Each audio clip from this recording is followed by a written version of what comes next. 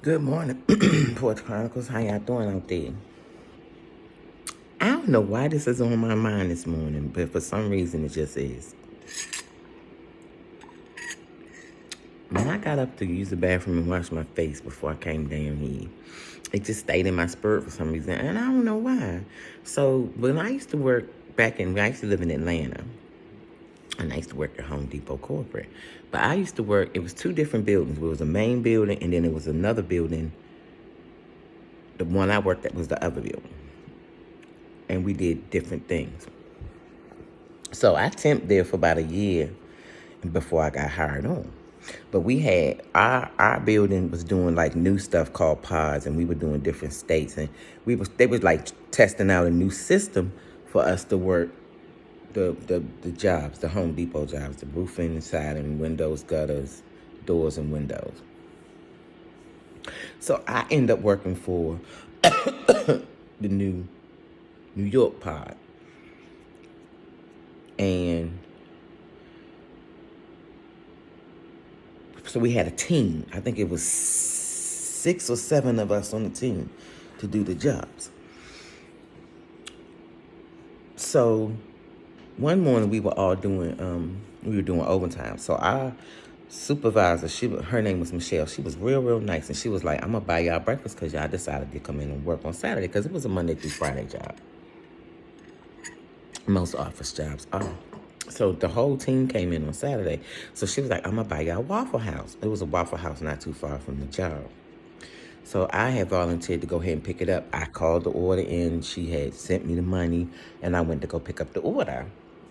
So I had my Home Depot badge around my neck because you had to have it to get into the door, the electric door. Excuse me. So when I got there, it was another black girl in there, and I guess she was waiting to get some food too. So she saw my tag, and she had one on too. So she worked at Home Depot, so she was obviously going to work as well.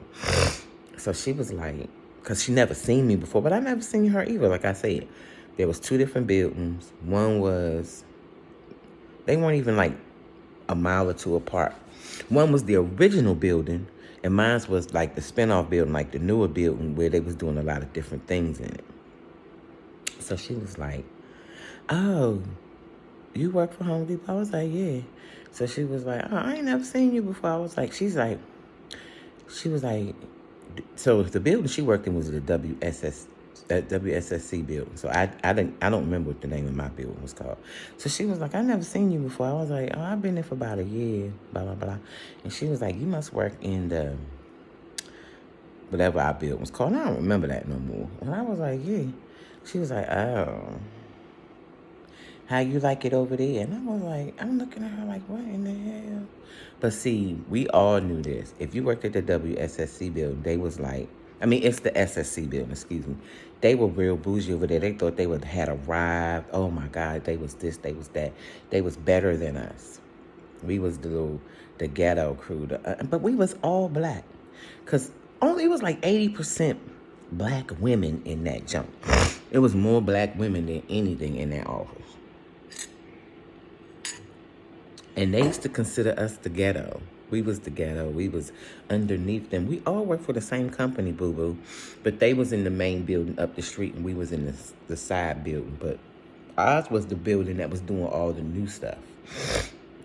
Trying different things, new innovative things. But they called us the hood. We was the ghetto. She's like, "Oh, how you like working over there?" And I was like, "I like it. What do you mean?" She was like, "It's not too hood, too ghetto for you." And I was like, I looked at her like, man, are you really talking to me? Do you not know we all black? I'm just happy to have a job.